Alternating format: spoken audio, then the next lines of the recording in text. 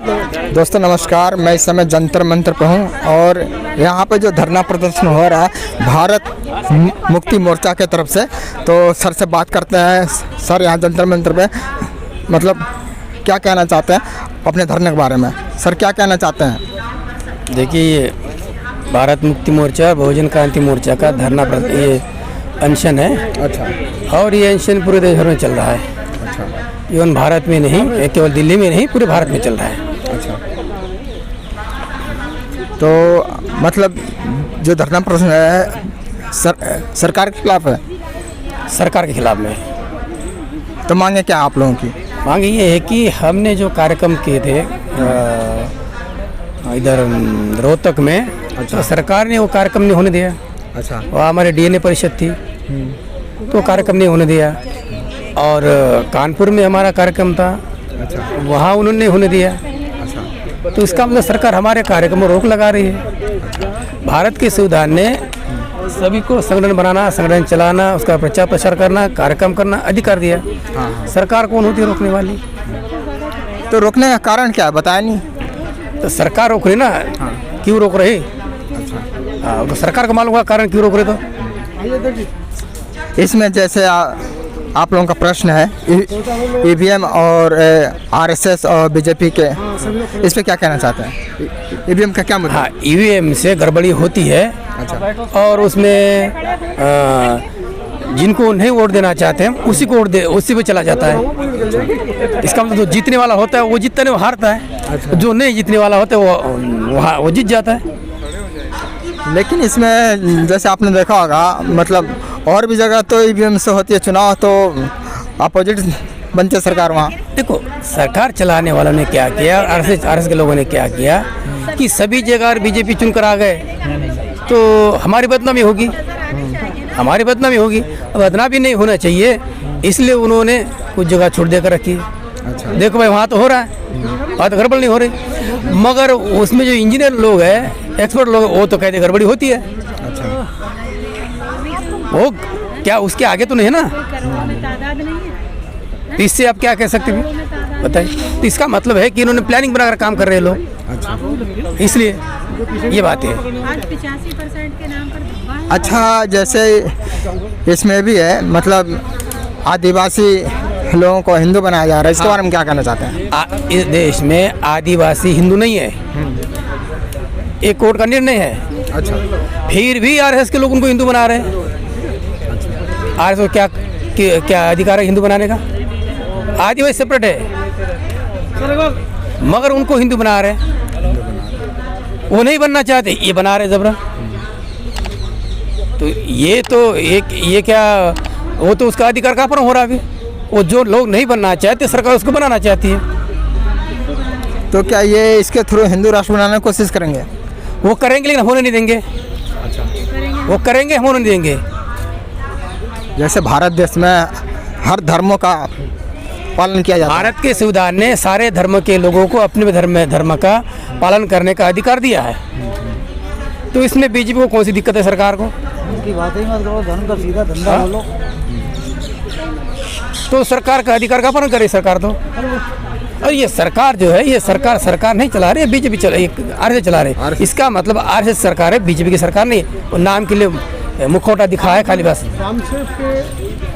अच्छा, इसमें जो बिल्किस बानो का जो केस है उसके बारे में क्या कहना चाहते हैं? बिल्किस बानो का जो केस। हाँ, तो वो भी केस के बारे में मुद्दा उठा रहे पूरे देश भर में, यही पे नहीं पूरे देश में उठा रहे। और सारे मुद्दे उठाएंगे अभी हमारे देश के लोगों को, जो भी है। अच्छा। जो भी हमारे लोगों के साथ अन्याय होगा उस मुद्दे को हम उठाएंगे, इसलिए तो सर आंदोलन खड़ा कर रहे हैं ये सारी।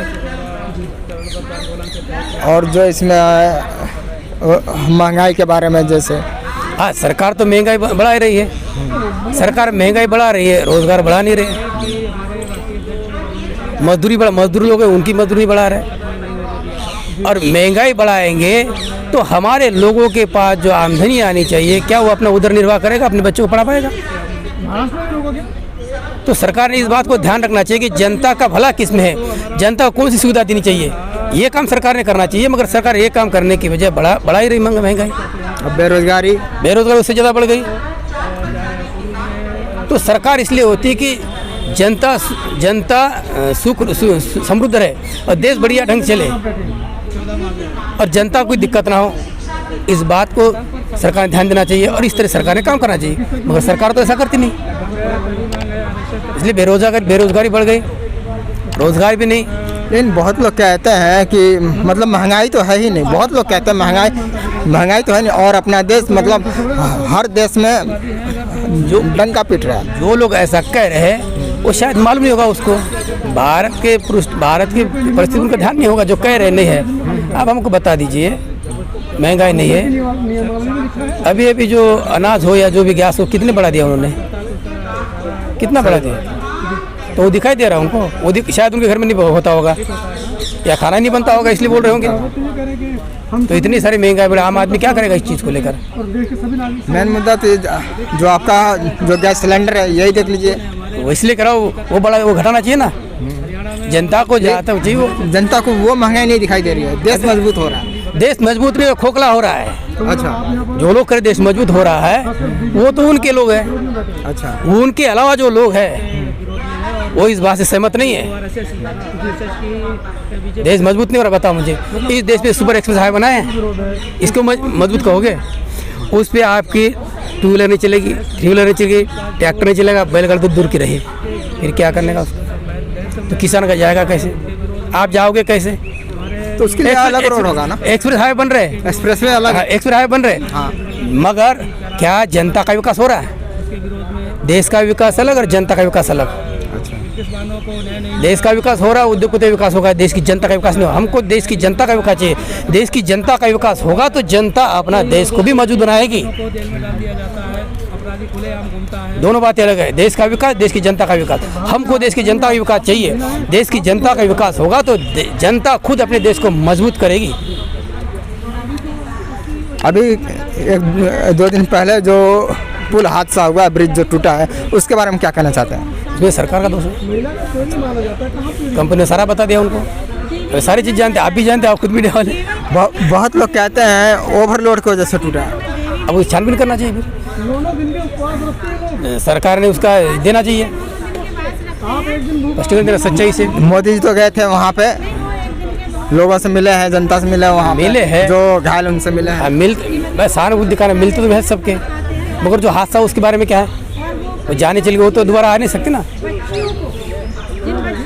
तो ये सारी चीज़ें इस देश में बहुत सारा गलत हो रहा है।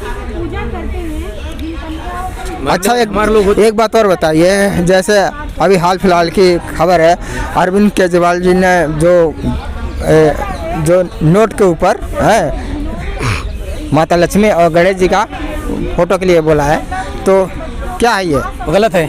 अच्छा, वो सहमत नहीं मुझसे, केजरीवाल गलत है। केजरीवाल हवाला दे रहे इंडोनेशिया का। अच्छा, हवाला देकर कह रहे हैं ना, तो पढ़ा मैंने उसका। इंडोनेशिया में तो मुस्लिम आबादी ज़्यादा है, फिर भी ये देश धर्मनिरपेक्ष है। हाँ। और धर्मनिरपेक्ष देश में किसी भी देवी देवता का नहीं हो सकता। केजरीवाल शायद मालूम नहीं होगा। नोट पे नहीं होना चाहिए, मतलब बिल्कुल नहीं होना चाहिए। एक धर्म का होगा, ये धर्मनिरपेक्ष देश है, फिर एक नोट का कैसे हो सकता है? केजरीवाल भी ऐसी भाषा बोल रहे हैं, वही हो ना। यही कह रहे हैं, धर्मनिरपेक्ष देश में ये चीज़ें नहीं होनी चाहिए। तो धर्मनिरपेक्ष होना है तो सम्राट अशोक का स्तंभ होना चाहिए, उसके ऊपर वो होना चाहिए। ये सारी चीज़ें। तो लास्ट में क्या कहना चाहते हैं?